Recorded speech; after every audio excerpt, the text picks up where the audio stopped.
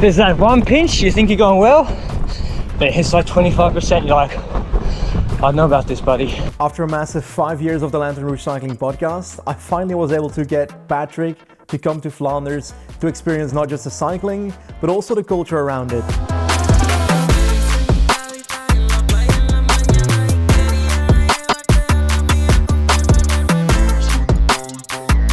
Holy shit, there's a hole in your shirt. Yeah, I crashed in it the other day.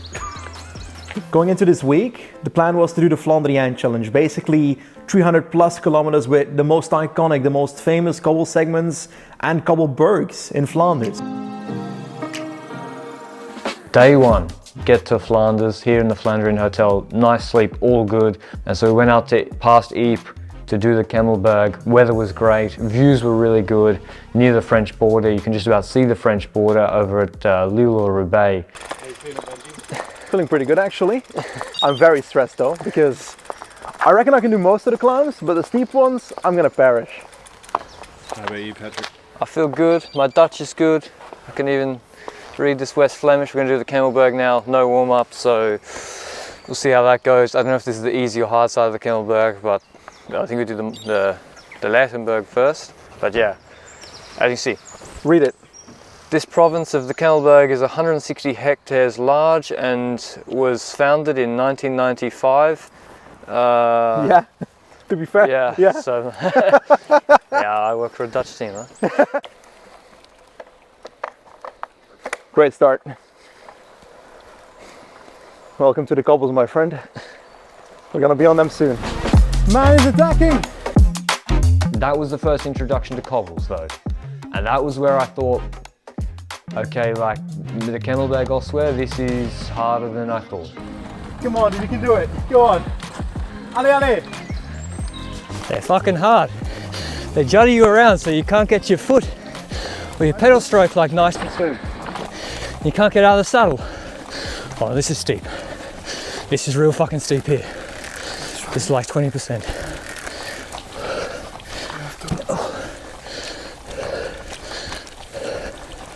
This is the French War Memorial here, dedicated to the United French armies engaged in combat on the mountain, or the Mont, the hills of Flanders, from 15th to the 30th of April. So that was maybe the 3rd or 4th Battle of Ypres, I'm not sure.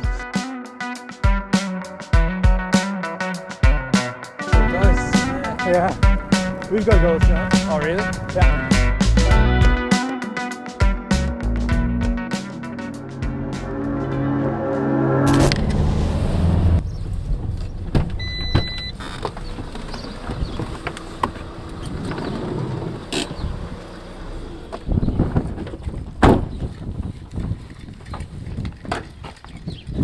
Really disappointed. So basically, ever since my chain dropped on the Koppenberg, my gears are stuck in the big ring, which is really annoying because you can't get 19% with a big ring. I can't, at least. Maybe Patrick could, maybe, but I can't. That would work. That could get up the Koppenberg. At that point, I was still thinking, okay, this Flandrian Challenge, we are in it to win it. Patrick was still in it, and also for myself, I've made quite a leap when it comes to my fitness in the last few years, and to have this moment kind of taken away in the first spot of it was a bit disappointing. But I tried to remember, yes, the potential Flandrian Challenge trophy might have been gone for me at that moment, but the gains I made are still there. This is the Koppenberg from the Belvedere side. Also using Hem. Yeah, I saw the pheasant and I saw the fattest pigeon. And the fucker was looking at me like, I need the winter plumage. Looks like you've been having a bit too much winter plumage up these hills, buddy. That one was harder. Oswear's way harder than Belvedere. That one's like hard the whole way, but nothing ridiculous. Belvedere I can do. Oswear was hard, man. Oh. That's all the climbs in Ypres done. Pretty sure. Ypres done, West Flanders completed. I'm the drone man now.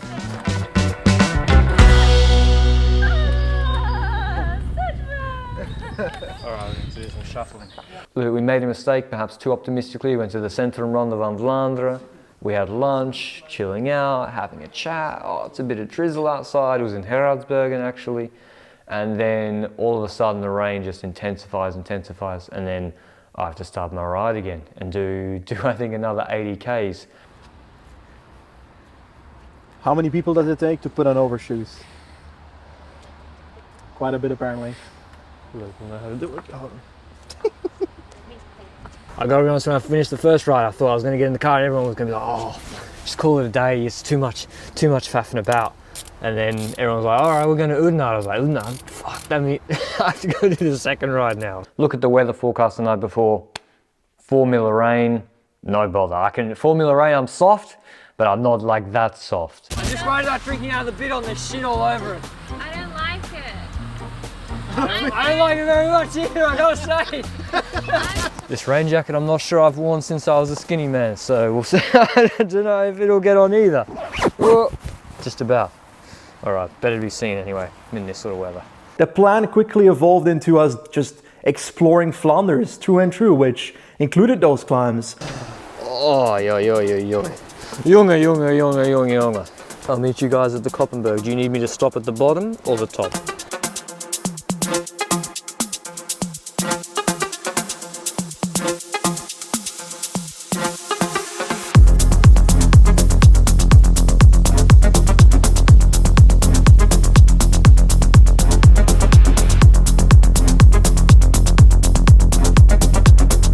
The bridge is going up to let a barge through.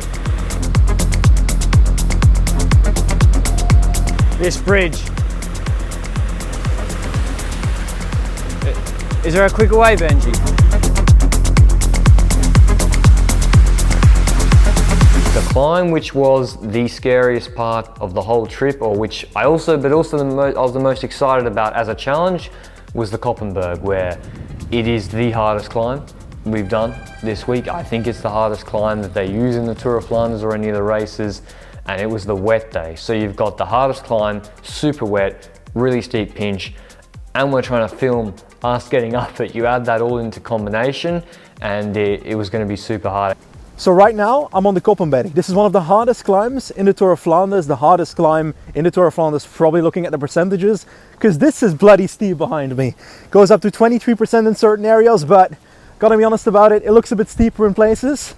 That being said, Patrick is about to come on this climb, so good luck to the man. I'm slightly happy I don't have to do this climb, because even I'm walking on here and I'm barely holding my ground. So on the bike, this will be very slippery. And if you look at the cobbles, the hardness of this section is because the cobbles are just like, they're like thrown in here, man. Like, who placed these? Come on. This is where Pogacar attacked Van der Poel in the Tour of Flanders, and you can see why. Like, it's so steep, pure like puncher effort, and it's not that short either. The cobbles though, if we do the 20 grade key test, I think the Belgians been talking a bit too much about how hard the cobbles themselves are. That is not the hardest part. I mean, you take away the wet, it's not so bad. All right, I'm gonna focus now. I'm going ahead.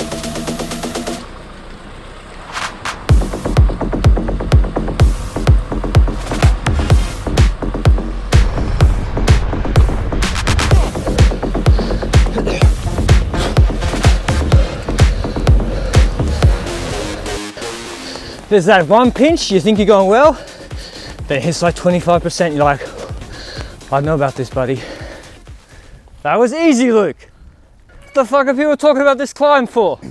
That was probably the most rewarding climb I did across the 3 days of cycling in Flanders, is getting up to Koppenberg in the wet, and also realizing that, wow, the riders in Tour of Flanders, they will attack up that, continue over the top, when it levels off, keep attacking each other. Just to think that when you're just fully gassed, recovering at the top. I'm so wet. My knees, my balls. Yeah. I gotta keep going. Just did like those. Beautiful climb. It's got like these high trenches. It's like you're in a trench in this climb. The asphalt bit at the end is so nice. Where it levels off, but I see 15% again, and then you get to the top, you're out of the trench sort of area, You see farmland everywhere, there's nothing. No cars, no people. It's so nice, even in the rain.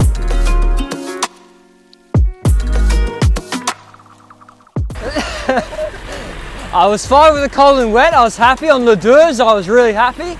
Turn right, there's a fucking farmer's strike for my ride. And now I'm all bent out of shape, but soldier on.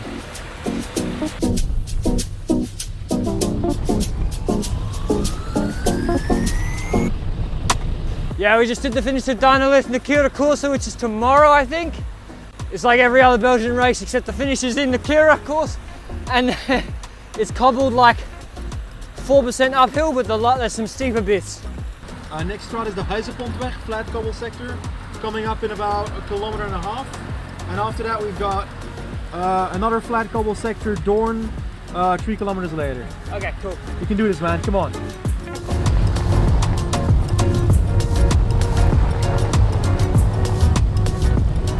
I know I've been mean about Groupama in the past, but if the team car offered me a warm jacket, I would say, listen, forget Jonas. Lenny Martinez is the future. I love you guys. I'll do half an hour more, then I'll call it quits. Okay, yeah. What have I got, Paterberg now or something? 4.5 Okay.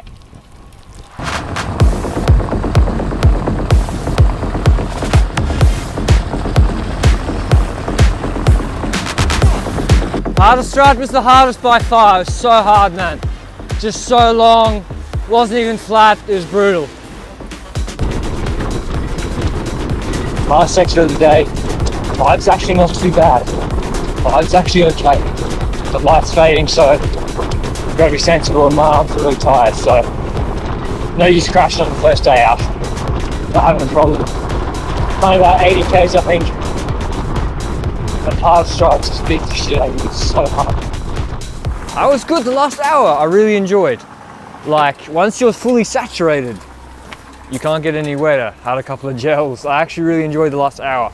It's like, tinkering with the route really mentally cracks me, but riding in the rain when you're already wet, I don't mind so much. And like, doing the Nakira Corsa from there on, I loved it. Except then the Paterberg, that was super hard, but the bike was really good. I feel bad for Ridley. Patrick just came out of this rain and we want to reward him, so we're gonna get him his first free tour in 10 years, right? In 10 years, yeah. I had one in Rouge a long time ago, but we'll have a pre-dinner for tour, which I think is fair enough and only fair.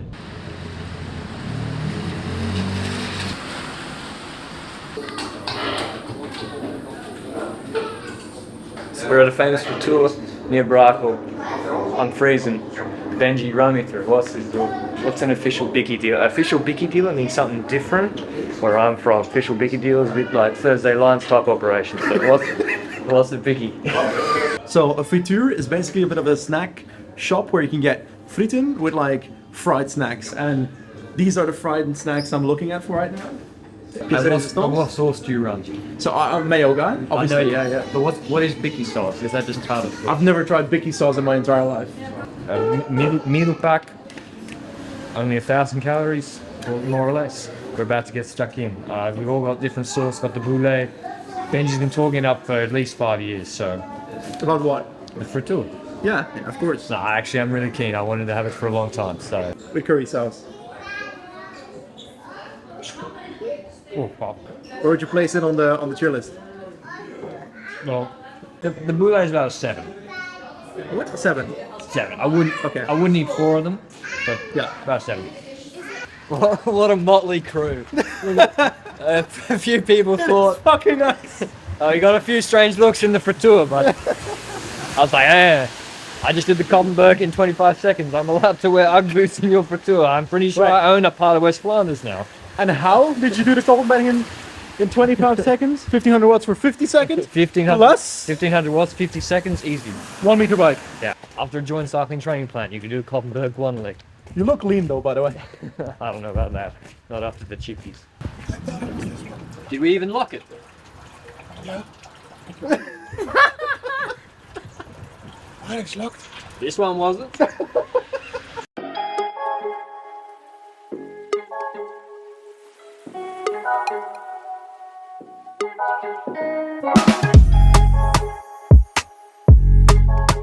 Day 2 is what I think is Omloop Day. It's the old final of the Tour of Flanders, the current final of Omloop, and we started with the Wolvenberg and the Berendries, a lot of the longer asphalt climbs, and it was fun. It was a challenger course, doing it together, going up all these climbs. So nasty climb to start the day, the Paterberg. 12 degrees, not raining, best day of my life. I'm terrified of this steep section. I don't know what's gotten in me today, but ever since yesterday, the fear of my life is coming up whenever I see a steep section. Keep going, you got loads of gears left. Go to the smallest bend, you get 3 off the back. Yeah, I know. The actual route on day 2 started with the Paterberg before we got to the Wolvenberg. So 2 climbs that might not have those like super high percentages on paper, but their max percentage is quite high. They've got those steep pinches, and I gotta be honest, throughout this week, I learned that Flanders is full of fake news climbs. They start off with 2-3%, but then suddenly 19% shows up and you're like, damn, I now gotta pedal or I'll fall over. So I was just trying to avoid falling over at this point. This is the start of the final of Omloop het Nieuwsblad. We're doing Omloop's course today. This is the Wolvenberg. This is where Jorgensen increased the pace, right turn, really narrow turn into this, after you do the Haarkook normally in the Omloop. So very, very steep.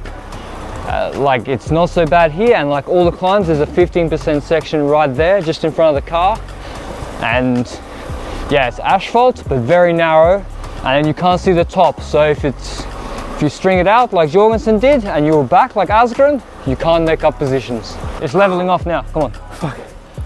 It's only in my head. That's the worst part. Come on. This house. I know I've got the legs. This house is flat. Here. I'm at the point where I want to start exploring, can I beat these cobble climbs? Can I get over these climbs? Can I survive 100+ kilometers with these hard segments in it? Where am I at? Because while I've lost weight, while I've gotten better on the bike, every now and then you do need that challenge to see, okay, how much have I gotten better? And what's left for me to conquer? A bit of a crosswind from our right here, Benji. Right. And let these cars go down.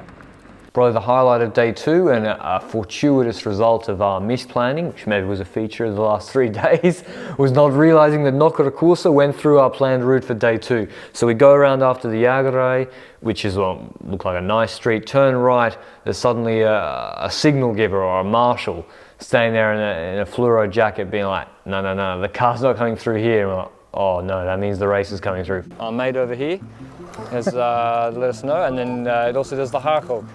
So apparently it's coming in 5 minutes.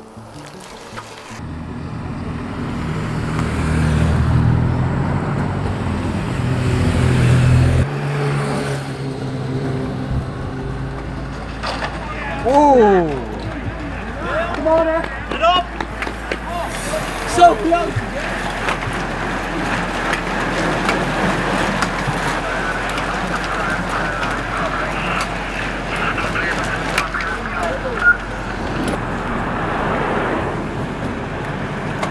No, Hater crashed. Did Hater crash again? Dude. The thing you can't control is you wake up the next day, how sore you're going to be. And especially when I was going over the Haarkook, downhill, the whole bike shaking, you got your contacts in, but even with that, your sunglasses are bobbling everywhere, you actually can't see where you're going too well. The start of the Haarkook, they do this 3 times in Omloop, and this year's Omloop, they do this, and you had to be in position because of the crosswinds in Oude. And as you can see, with me not pedaling, there's a descent in here that I didn't even realize existed. Now uphill, but it's about 1,800 meters long. And, but yeah, it's not too bad. It's not steep like the Koppenberg. It's not like one of those really savage cobble climbs. And the real final of that was the Moor, which again, we'd just seen a couple of weeks before. I've seen it spoken about with fear, with trepidation. It's where Boonen's attacked, Cancelara's attacked, people then drop, people lose the race. Lee's done it in the big ring in the last 2 years.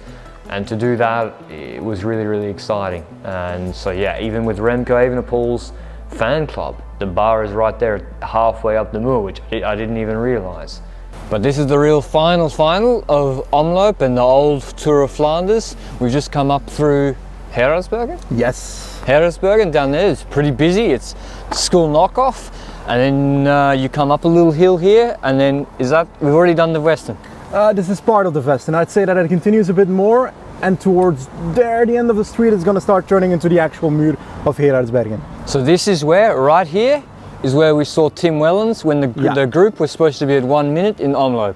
And Tim Wellens appeared behind Wout van Aert, Christophe Laporte and Pidcock, and it's flatter, still 4% here, a bit steep there, and then up that hill is where the muur really starts.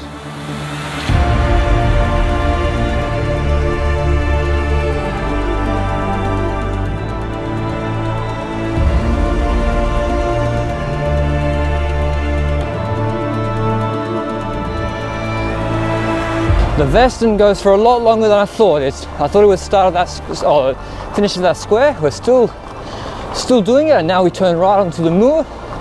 And it's one of those scary things. You don't know what it looks like. The houses all cover it.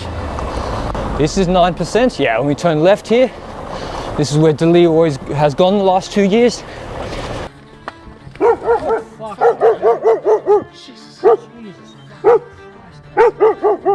I got the adrenaline spike from the dog, so maybe is that even UCI legal to have some sort of setter want to rip your heart out? I think that's it, the hard bit. Oh no, I lied. We kick up to the chapel here.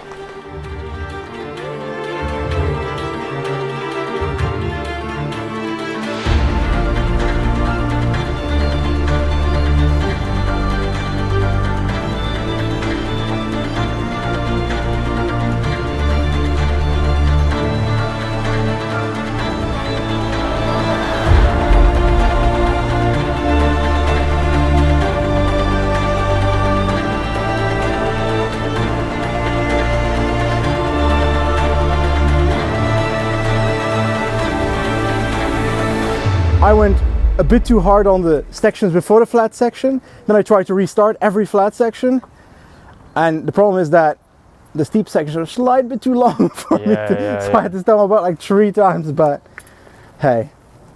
I walked up the muur van Paterberg. That's an achievement in itself. It's a fast ascent off the muur here. You see people trying to come back in the left, right, and then it's a straight line descent towards the Bosberg. And if people aren't pedaling in Omloop, then as we saw in this year, a group can come back from nowhere, and then you have actually a long climb on the Bosberg. So I'm keen to see it, and it completes the final of Omloop, or Old Tour of Flanders. No one really talks about the Bosberg with any gravitas. They don't say, oh, watch out for the Bosberg. But then you get there, you've just done the muur, you've just been riding for 2-3 hours, and those cobbles go on for a long time. 1.5 Ks, kicks up at the end, steep. Just past the last houses up ahead, the climb really kicks up, turns to cobbles, so it's a climb completely in 2 parts. This bit's only like 3%. And with a car draft like this, it's not too bad. With these cement blocks, they turn into cobbles just here. I don't know if it's real cobbles or pave. It's real cobbles. Real cobbles with, it's filled in the middle, in the gutter, it's empty, so I'll try staying on the crown, but it's pretty hard.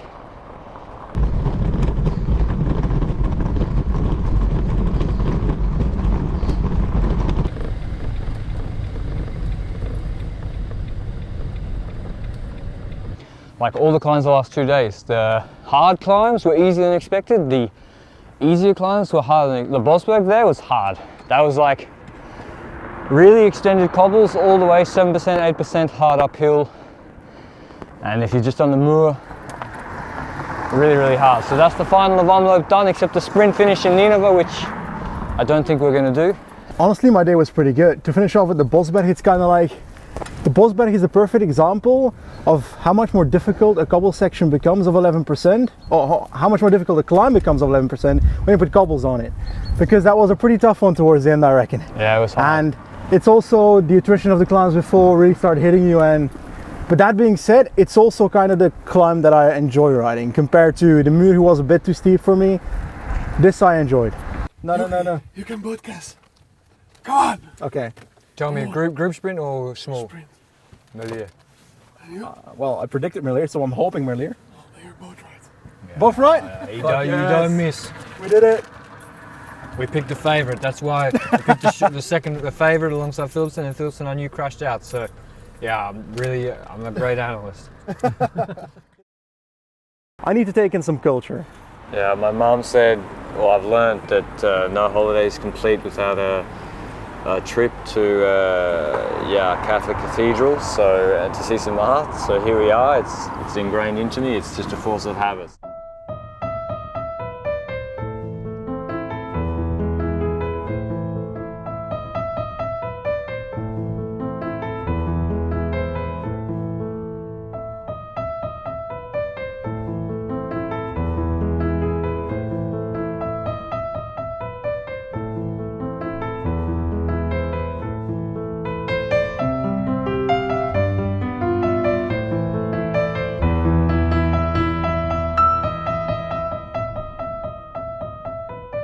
The cathedral's over 1,000 years old. Really? 940, yeah.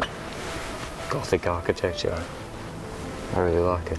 I think it's a nice cathedral. So we went to Ghent, which is a beautiful, I'm not sure if it's a university town. It's got about 4 different cathedrals, it seems like, in the old town. It's really, really beautiful. Ghent and Bruges are sort of iconic, like Gothic cities in Flanders. And so I really wanted to go there as well. We'd been in the farming areas, or in East Flanders, we've been out in Ypres. It was time to go to like a big city. Right now we're at a waffle place. I'm gonna get this man to try some waffles. I haven't seen the menu yet, but I hope we can get one Brussels waffle, one Liège waffle, so we can get both tasted. They don't have those options, at least not on the English menu. God damn it. A Liège waffle is more the kind of thing you'd expect to take with you. A warm waffle with like sugar warm in it. A crepe. No, that's a crepe. I don't know if it's a woman or a man. I think it's a woman based on the hips. Kind of looks like Jonas. It looks like That's not how I imagine. Looks like that shot. I don't know how you imagine Jonas in the garden. Yeah, this is like, we should, what's that account on Twitter? Sport in art. Yeah. You know the account where this one is Roglic when he had the bandages.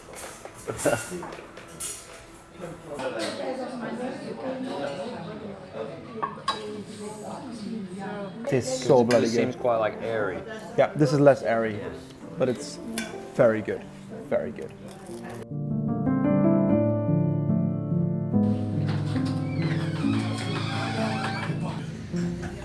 But where's the stoflezen? Rundstoverij. What's that? That's stofvlees. But why is it called something different? Because Belgium.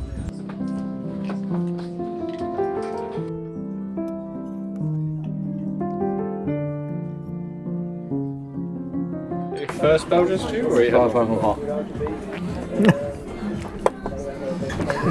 nearly burnt my mouth off with a chip. It came out. Heaven. That was really, really nice, and I'm glad we had it actually. Day 3 was the best day you could possibly hope for doing a ride in early March in Flanders. 15 degrees, sunny. It was like the legs of Tom Boonen, or Tom Boonen himself, which we saw at the top of the Paterberg, had smiled upon us, maybe a demigod in these parts, to give us the best day possible for riding, for filming. It was unbelievable, and we were doing also some of the hard climbs and the historic climbs. The final of the Tour of Flanders, Oude, Kwaremont, Paterberg. 3rd day in Flanders, finally the sun's come out.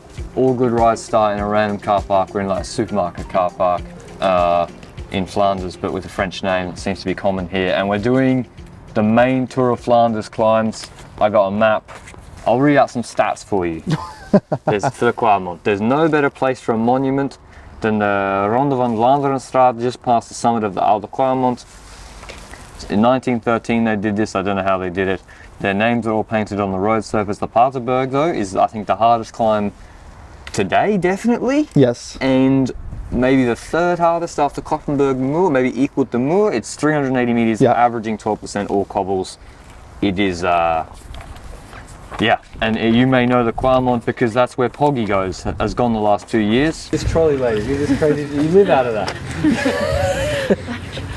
Should we ride this down the Kwaremont? Kwaremont. Yeah, that's what Bast here will do a video. Can I get up the Oude Kwaremont in a trolley? Well, Cam Jeffers, that's your next video idea. Put pedals on that trolley. Will I beat Pogačar's time? No. Will I try? No. Will I get up it? Maybe. Have you done the Kwaremont before? I've done the Kwaremont before in full-on rain, thunder and lightning, so today's a bit better conditions, so it should be more fun. But after the Oude Kwaremont, we're going to see a bit more of Luc Grefte, our boy that's usually behind the scenes, because he likes to do he'd like to ride the second part of this race. Eh?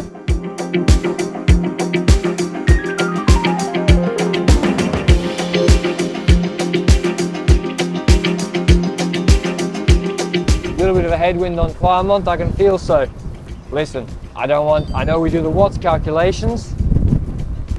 I think conservatively that's going to cost me beating Poggy's time up here. So of all the Flandrian Challenge climbs, yeah, I wanted to do the Koppenberg, yeah, I wanted to do the Muur, but to do the Kwaremont Paterberg combination, having seen those two in the races, you see it 3 times every year, to see Pogačar dominate on it, to see people drop, lose the race. The whole season builds up to, can you follow on these 2 climbs?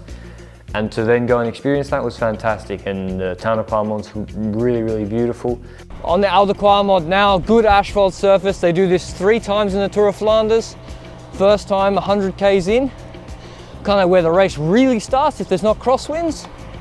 Second time 55 k's to go, and first time you'll see the domestiques, Luc Rowe and stuff on the front inner line, all chill. And then this year, and the year before, Poggy, second time, just dropped everybody. This year, went clear, made it look flat. Had his UAE team, they do a lead out on the asphalt section where I'm breathing heavy. Not really a climb for them, even though it's 7%. And then just near the Kwaremont village, the cobbles start like this. And Poggy just absolutely sent it up here. Turns right, usually there's a breakaway, they're in a line, see how narrow it is. And then the last time they do it, under 30 k's to go. Paterberg after, which is the shortest, hardest climb of the race. And so this is really like the 2 climbs that define the Tour of Flanders parcours at the moment, and where Poggy has just been unbeatable and redefined the Tour of Flanders with a rider like him making Van der Poel and Van Aert look slow on these sort of climbs. What I'm noticing in places is it really has a pronounced crown. Right here, you can see it's a pyramid in the middle of the road. And if you can't pick your line, if you're in the group, it's going to cost you what, surely? So the flat section after Kwaremont is where the VIP tents all are. It's a great place, obviously, because it's on a level, and you're right, you can see the riders, and you see them 3 times, because they obviously do the Kwaremont 3 times.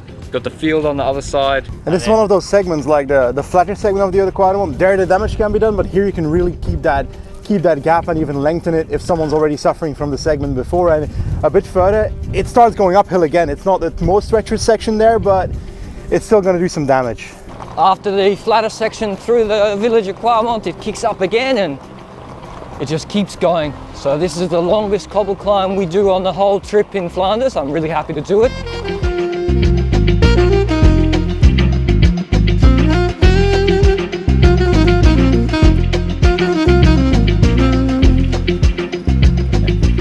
So there's a landslide on the way to the Paterberg from the Kwaremont, and just there, and that's where people, I think, normally stand. Or I don't know, there'd be people standing, but also the riders can't. There's a big drop right there, and it's also off camber. So if someone bumps shoulders with you on this narrow run into the Paterberg, you'd be going off a 5-meter drop. So they're obviously fixing it up. It's supposed to open tomorrow actually, and the race is, or on Saturday, it's supposed to be fixed. So the race is in what, 2 weeks? So it should be fixed by then, it looks like. The Paterberg was probably one of the most beautiful climbs in terms of, you get to the top, you just have this vista over all the farms. There's a house with, like, on a moat, has a moat around it at the bottom. If you come the opposite direction from the race and turn left up the climb, which we had to do,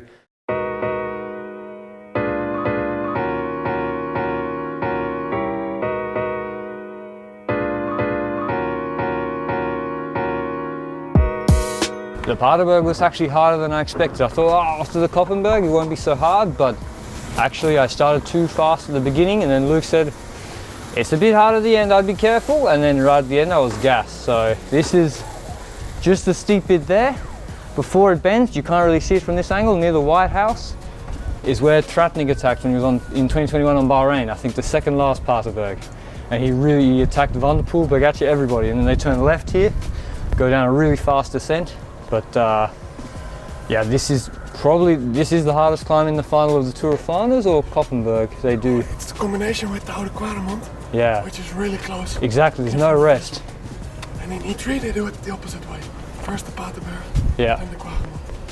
And they do the Paterberg as the last major climb of the Tour of Flanders as well. Like when Van der Poel has a gap here, or Van Aert was just on a gap here, you will never catch back. Probably the stronger guy. That's what we've seen the last few years.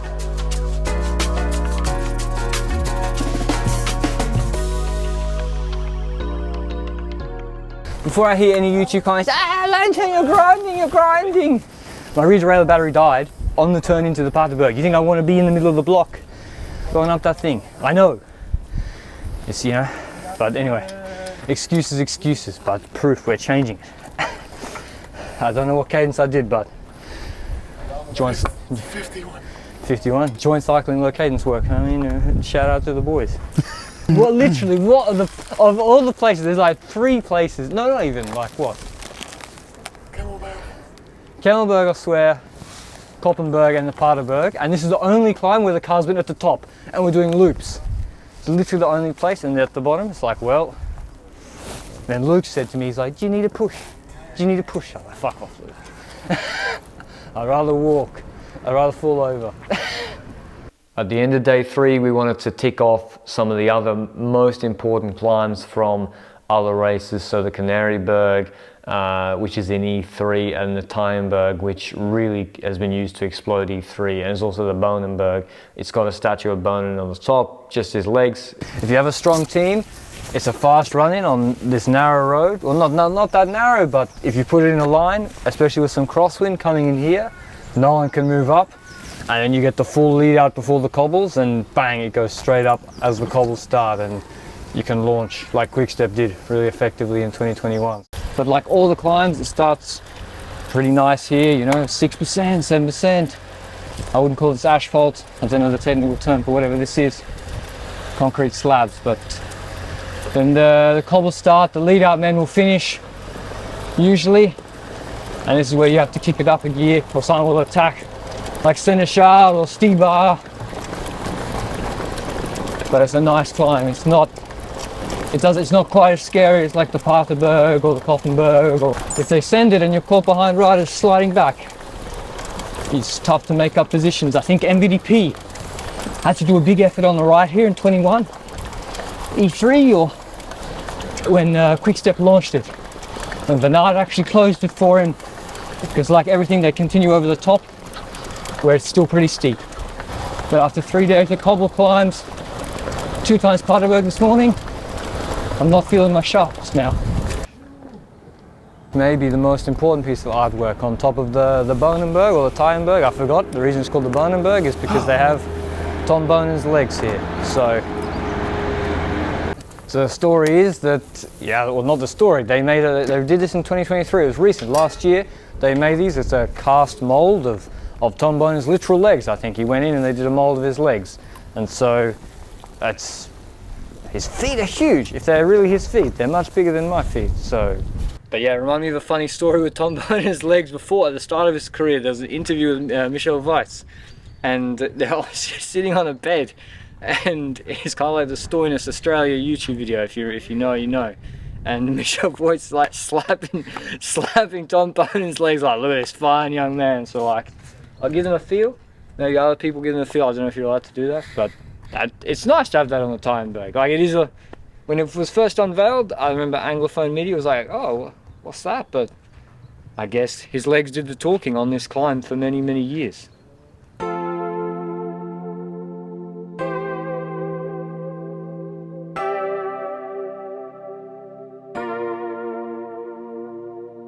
Three days in Flanders. The weather got progressively better each day, finishing on the best day, and yeah, this morning was great. Kwaremont, Paterberg, Tyenberg, Canaryberg, Stationsberg was cool too. That was again a nice climb, cobbled. Really cool to see the Flanders climbs and tick them off the bucket list. To do this adventure together with the boys, that's fantastic. It was a wonderful experience doing so, and to be able to have them explore Flanders and show them some of the things I like about Flanders as well. I've never been anywhere like this where the road surface is constantly changing. The road is either narrowing or widening. It's whatever, it could be cobbles, it could be nice pave, it could be a farmer could have just gone through with his tractor that week and there's mud all over it, and you always have to be paying attention, and I've never been anywhere like that before. So that was the biggest shock, is feeling that, and that's what makes the races around here so incredible, and also the ride around here was, yeah, nothing like I'd ever done before.